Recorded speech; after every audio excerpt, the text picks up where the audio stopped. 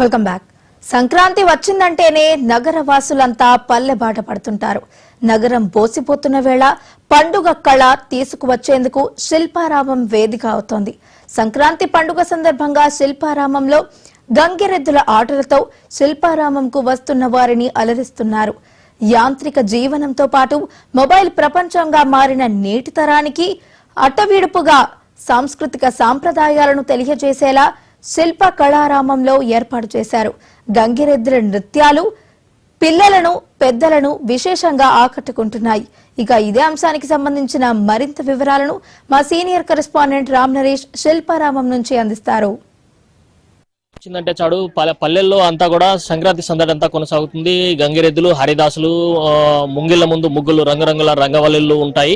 ఇదంతా కూడా పల్లెల్లో ఉంటుంది. కానీ హైదరాబాద్ నగరంలో చూస్తే మాత్రం ఎక్కడ చూసినా కూడా ఏదైనా పెద్ద బిల్డింగులు ఉంటాయి. అదేవిధంగా ఇంట్లో చూస్తే టీవీలు, సెల్ ఫోన్లు ఇవే ఉంటాయి. కానీ సంక్రాంతి సందడి అనేది ఉండదు. కానీ ఆ పల్లె సంస్కృతిని ఇక్కడ తీసుకొస్తూ ఏదైతే శిల్పారామం ఉందో ఆ శిల్పారామంలో పల్లె సంస్కృతిని తీసుకొస్తూ ఇక్కడ గంగిరెద్దులు కానీ హరిదాసులతో కీర్తనలు కానీ చేస్తున్న పరిస్థితి ఉంది.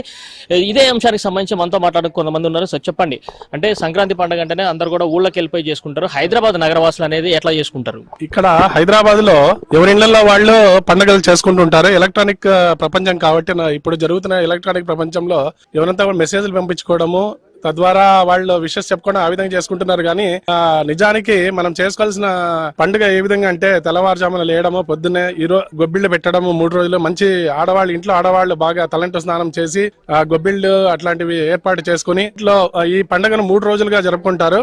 మొదటి రోజు భోగి, రెండో రోజు సంక్రాంతి, మూడో రోజు కనుమగా చేసుకుంటారు.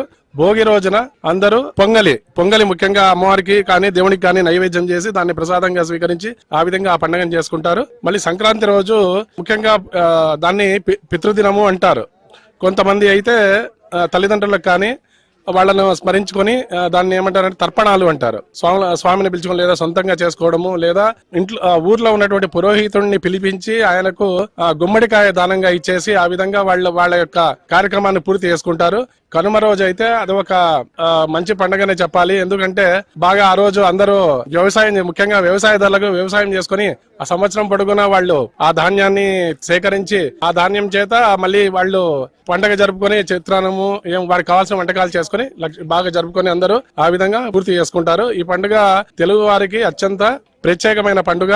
దీని ద్వారా ఇప్పుడు ఈ శిల్పారామంలో ఇది కన్నుల పండుగగా ఇక్కడ ఈ కార్యక్రమాన్ని నిర్వహించడం జరుగుతోంది. ఇప్పుడే గంగిరెద్దుల యొక్క విన్యాసం చూసాము మేమందరము. చాలా చక్కగా జరిపారు. అదే విధంగా రేపు కూడా కార్యక్రమాలు ఉంటాయి, మొన్నాడు ఉండబోతాయి. అందరూ వచ్చి ఈ కార్యక్రమాన్ని చూసి అందరూ బాగా మీరు కూడా సంక్రాంతి, భోగి, కనుమ పండుగ యొక్క విశిష్టతను మీరు తెలుసుకుంటారని, ఇంకా మీరు భవిష్యత్ పిల్లలకు గానీ రాబోయే భవిష్యత్ తరాలకు కూడా దీన్ని ఆ విధంగా కొనసాగిస్తారని ఈ కార్యక్రమం ద్వారా నేను చెప్పదలుచుకున్నాను. నమస్కారం. అయితే ఇక్కడ చెప్పొచ్చమ్మా, అంటే పిల్లలంతా కూడా ఇప్పుడు అంటే పండగ వచ్చిందంటే, సెలవులు వచ్చిందంటే కూడా అంతా కూడా సెల్ ఫోన్లు కానీ అదేవిధంగా టీవీలు ఇవన్నీ కూడా చూస్తుంటారు. అయితే ఇక్కడికి వస్తే ఇక్కడ అంటే మన సంస్కృతి సాంప్రదాయాలన్నీ కూడా తెలిపే విధంగా ఇక్కడ గంగిరెద్దులు కానీ అదేవిధంగా హరిదాసులకు సంబంధించిన కార్యక్రమాలు ఎట్లా అనిపిస్తుంది? ఇది మేము కూడా మా పిల్లలకి చూపించడానికి ఇక్కడికి తీసుకొని వచ్చాం. ప్రెసెంట్ ఉన్న కల్చర్ లో విలేజెస్ లో తప్ప ఎక్కడ సిటీస్ లో చూసేకి లేదు. శిల్పారామం వాళ్ళు ఇలాంటి ఆపర్చునిటీ ఇచ్చి రైట్ నౌ అప్కమింగ్ జనరేషన్ కి ఒక మంచి ప్లాట్ఫామ్ క్రియేట్ చేసి మన కల్చర్ ఏంటి అనేది అయితే చాలా చక్కగా చూపిస్తున్నారు.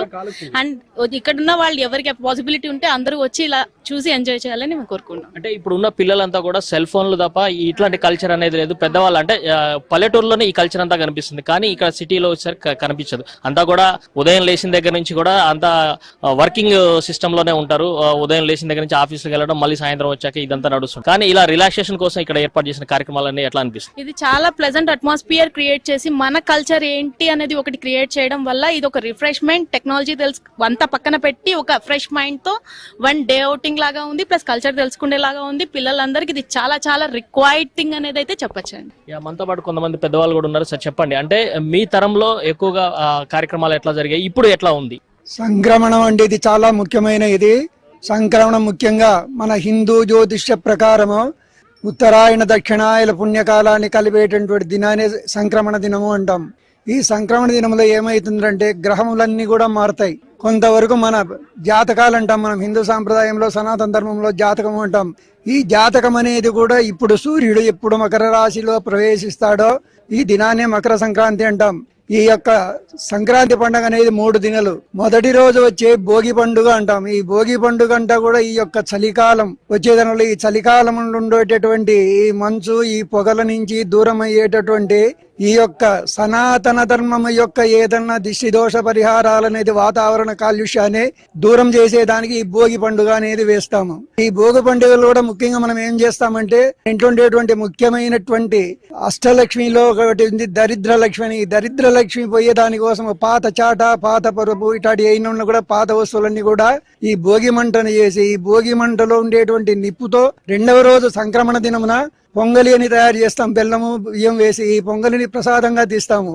మళ్ళా 3వ దినం వచ్చి కనుమ పండుగ అని చేస్తాం. ఈ కనుమ పండుగ ముఖ్యంగా గోబ్రాహ్మణస్యమయం కృత్వైన సహితం గోబ్రాహ్మణేభ్య అనే ఈ గోవులను తీసుకొచ్చి పుష్ప పూసేసి పెద్దవాళ్ళైనటువంటి వాళ్ళతో ఆశీర్వాద వచనం చేసుకునే దాన్నే కనుమ పండుగ అంటాం. ఈ కనుమ పండుగను దేనికి చేసినారంటే ఈ 2 రోజులు చేసిన పండుగ విందు చేసుకొని బంధువులంతా పోతే ఆ రోజంతా కూడా మనం బాధతో ఉండాల్సి వస్తుందని కనుమ రోజు కాకి కూడా పోకూడదని ఒక సిద్ధాంతాన్ని పెట్టి ఆ సిద్ధాంతం ప్రకారం కనుమ పండుగ కూడా వచ్చిన బంధువులు ఎవరు కూడా పోకూడదని ఈ 3 రోజుల తర్వాత ఈ యొక్క పండుగను చేసుకుంటాము. ఈ పండుగ సాంప్రదాయాలను ఇప్పుడు చాలా మంది మర్చిపోయినారు. ఈ పండుగ టైంలో వచ్చేసి ఈ హరిదాసులు వాళ్ళ భజనలు ముగ్గుల రంగవల్లులతో కూడా చాలా బాగుంటుంది. కాబట్టి ఈ శిల్పారావంలో ఈ కార్యక్రమాన్ని పెట్టేసి ఇంకా ఈ ధర్మాన్ని పోకుండా కాపాడుతున్నందుకు ఈ శిల్పారావం వాళ్ళందరికీ కూడా ధన్యవాదాలు. ఇది మొత్తంగా చూస్తే ఏదైతే సంస్కృతి సాంప్రదాయాలు ఉన్నాయో ఆ సాంప్రదాయాలను కూడా కనుమరుగవుతున్న పరిస్థితి అయితే ఉందని చెప్తున్నారు. ఈ నేపథ్యంలోనే ఇక్కడ మళ్ళీ శిల్పారామంలో మళ్ళీ ఆ పల్లె సంస్కృతిని కానీ అదేవిధంగా పాత సాంప్రదాయాలను కూడా తీసుకువచ్చే విధంగా కార్యక్రమాలు నిర్వహిస్తున్నారు. హరిదాసులతో కానీ అదేవిధంగా గంగిరెద్దులతో పెద్ద ఎత్తున కార్యక్రమాలు నిర్వహిస్తున్నారు. ఇప్పుడు జనరేషన్ మొత్తం కూడా ఈ కార్యక్రమాలన్నిటి అంటే ఇవంటే ఏంటో కూడా తెలియని పరిస్థితి ఉంది. అందుకోసం అని చెప్పేసి వాటన్నిటిని కూడా వాళ్ళకి తెలియజేయాలన్న ఉద్దేశంతో ఇక్కడ ఈ కార్యక్రమాలు నిర్వహిస్తున్నారు. ఈ రోజు నుంచి కూడా దాదాపు 3 రోజుల పాటు ఈ కార్యక్రమాలన్నీ నిర్వహిస్తామని చెప్పేసి శిల్పారామం నిర్వాహకులు చెప్తున్న పరిస్థితి ఉంది. కెమెరామెన్ విల్సన్ తో రామ్ నరేష్, మహా న్యూస్, శిల్పారామం నుంచి.